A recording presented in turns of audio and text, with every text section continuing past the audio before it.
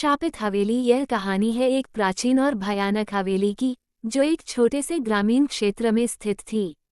गांव का नाम था मृत्यु नगरी और इस गांव की पहचान उस खतरनाक हवेली से होती थी। इस हवेली का निर्माण सैकड़ों साल पहले एक अत्यंत धनी जमींदार राजेश ठाकुर ने किया था। राजेश ठाकुर अपने समय का एक निर्मम व्यक्ति था। हवेली के निर्माण के दौरान कई निर्दोष मजदूरों की जान जाने की घटनाएं सामने आईं। कहा जाता है कि ठाकुर ने हवेली में दबी खजाने की खोज में कई बलिदान दिए थे। इन घटनाओं के बाद हवेली में अजीब और डरावनी घटनाएं घटित होने लगीं और धीरे धीरे वह दोबारा कभी न खुलने वाली जगह बन गई। सालों बाद एक युवा शोधकर्ता वीरेंद्र ने ये तय किया कि वह इस हवेली के रहस्यों का पता लगाएगा। वीरेंद्र का मानना था कि इन घटनाओं के पीछे कुछ न कुछ सच्चाई जरूर है।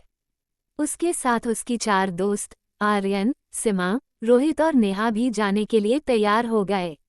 एक दिन सभी मित्र पूरी तैयारी के साथ हवेली की ओर निकल पड़े। हवेली पहुंचते ही उनकी आंखों के सामने एक विचित्र दृश्य था। टूटे फूटे दरवाजे, खिड़कियों पर जाले, बड़ी बड़ी दीवारें और चारों तरफ सन्नाटा। हवेली के दरवाजे पर पहुंचकर वीरेंद्र ने अपनी मशाल जलाई और सब अंदर की ओर बढ़ गए।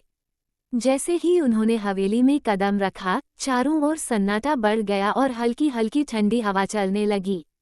उन्होंने हवेली के विभिन्न हिस्सों की जांच शुरू कर दी। हर कक्ष में अजीब और डरावनी चीजें थीं, टूटे हुए फर्नीचर, जमीन पर खून के धब्बे और दीवारों पर अजीब से निशान। जांच करते करते वे हवेली के एक बड़े हॉल में पहुंच गए, जहां एक राजसी सिंहासन पड़ा था। सिंहासन देखकर उन्हें महसूस हुआ कि यहाँ कुछ रहस्यमय है। जैसे ही उन्होंने सिंहासन को छुआ, पूरा कक्ष अंधेरे में डूब गया और हवा में ठंडक बढ़ गई। अगले ही पल एक भूतिया आकृति उनके सामने प्रकट हुई। वह आकृति राजेश ठाकुर की आत्मा थी। आत्मा ने क्रोधित आवाज में कहा, इस हवेली में तुम्हारा स्वागत है, लेकिन जो भी मेरे रहस्यों को जानने का प्रयास करेगा, उसे मुझसे सामना करना होगा।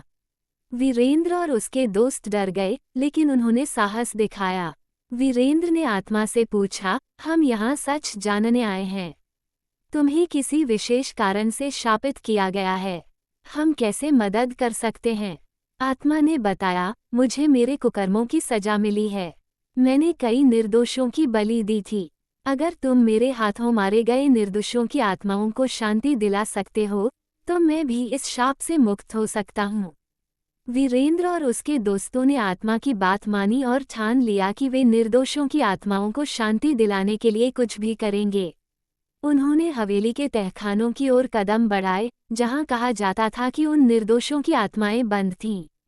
तहखाने में प्रवेश करते ही एक भारी दरवाजा उनके सामने आया, जिसे खोलने के लिए उन्हें ऊपरी मंजिल से चाबी लानी पड़ी। ऊपरी मंजिल पर पहुंचते ही उन्होंने एक पुराने संदूक में वह चाबी पाई। चाबी लेकर वे तहखाने में वापस आए और दरवाजा खोला। जैसे ही दरवाजा खुला, उनके सामने भयानक दृश्य प्रकट हुआ। तहखाने के अंदर खून के धब्बों से सनी दीवारें, भूमि और जगह जगह हवेली के निर्माण के दौरान मारे गए मजदूरों की आत्माएं घूम रही थीं। आत्माएं बहुत दुखी थीं और उनके चेहरों पर दर्द झलक रहा था। वीरेंद्र ने आत्माओं से बात की और उन्हें शांति दिलाने का आश्वासन दिया। वीरेंद्र और उसके दोस्तों ने आसपास के मंदिर से पवित्र जल और मंत्र लेकर आत्माओं की शांति के लिए पूजा की।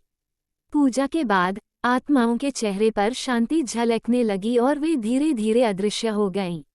आत्माओं के शांति प्राप्त करने के बाद राजेश ठाकुर की आत्मा फिर से प्रकट हुई और कहा, तुम्हारे इस नेक काम से मुझे भी शांति मिली है। मेरी आत्मा अब मुक्त हो रही है।